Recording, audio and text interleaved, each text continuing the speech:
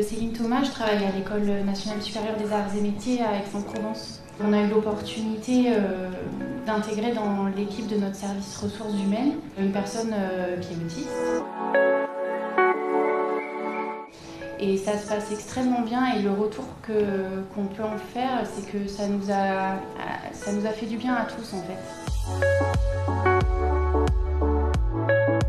Merci à toutes les personnes qui, par leur engagement, parfois depuis de longues années, ont rendu cette rencontre possible. Et j'espère que nous passerons un bon moment.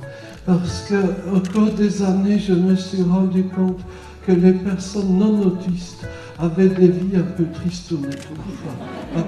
Donc il faut Alors ce que cette journée m'a apporté, c'est d'abord une formation et une information que je n'avais pas. J'ai découvert une partie de l'autisme et je comprends mieux les mécanismes et comment on peut envisager qu'un autiste puisse rentrer dans l'entreprise comme un autre salarié. Joseph a présenté ça d'une autre façon. Il nous fait ouvrir des perspectives, une façon de voir. L'autisme, en fait, bien sûr, ce n'est pas une maladie.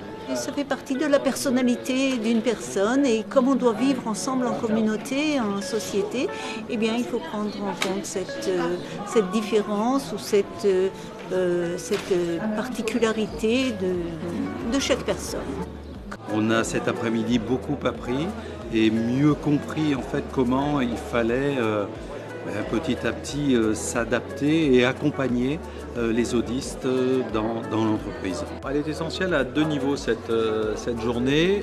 D'abord parce qu'il y avait Joseph et qui nous a éclairé la salle et qui nous a vulgarisé un petit peu ce que pouvait être l'autisme de demain. Et ensuite elle est essentielle parce qu'elle permet aux professionnels, aux parents et à l'entreprise de partager un projet commun. Alors je pense que pour qu'une journée comme ça se concrétise par des actions, il faut passer à l'acte. Ce qu'il va falloir faire, c'est trouver 1, 2, 3 entreprises dans lesquelles on va pouvoir démontrer, grâce à un travail de fond, que c'est possible, que ça peut se faire, que ça marche. Méfiez-vous, amis recruteurs, parce que si vous cherchez les autistes, si j'ose dire, pardon, le barbarisme légérissime, donc vous risquez de passer à côté des vraies compétences. Comment on va transformer ce coup en essai? C'est un peu la fin du colloque, mais justement c'est toute la richesse un petit peu de cette journée, c'est que la réflexion qui a été portée à la fois par l'association d'Evelyne, par la CCI et par l'Union des entreprises, c'est d'allier à la fois à une population d'autistes qui est sur le côté et puis les entreprises qui ont des besoins. La richesse d'un autiste, c'est comme la richesse d'un collaborateur. On a souvent utilisé le mot cet après-midi, la diversité. C'est pas en faisant des clones qu'on arrive à faire avancer l'entreprise, c'est bien en diversifiant l'ensemble de nos collaborateurs. Moi, je vous rappelle que je suis certes vice-président de la CCIT, mais je suis avant tout un entrepreneur et ne me viendrai pas à l'idée de ne pas diversifier mes recrutements. Dans le cas de l'autisme, la réalité des profils tels qu'ils existent, ce sont des profils complexes, des gens qui ont des aptitudes sur certains points, des gens qui ont des difficultés sur d'autres. L'idée fondamentale, c'est de dire et de montrer par la preuve, par l'exemple, que toutes les personnes peuvent avoir une vie, un parcours de qualité, un parcours correct.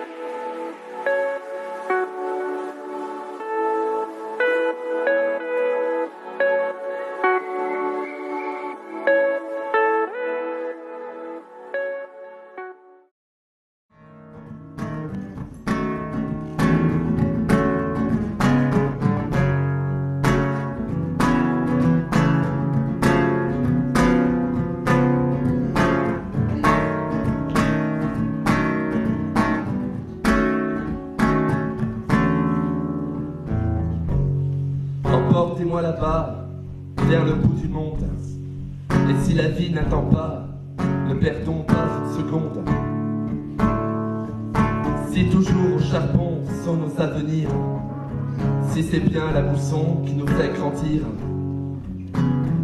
alors que rien ne nous retienne au bout du dernier port, et que s'ouvrent sans peine les dernières portes d'or.